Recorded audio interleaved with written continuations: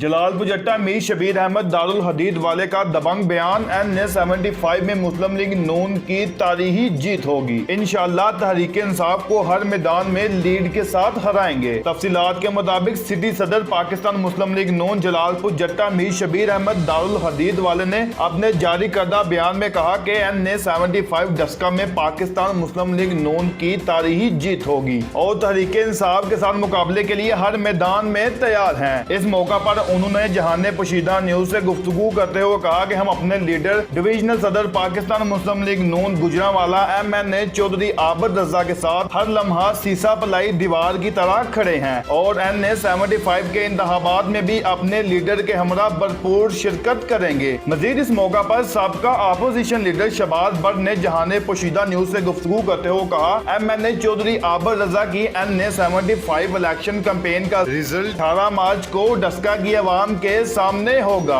गुज़श्ता इंतखाबात में दूध का दूध पानी का पानी हो चुका है। मजीद उन्होंने कहा मुस्लिम लीग नून की जीत डस्का में हैरान कुन होगी।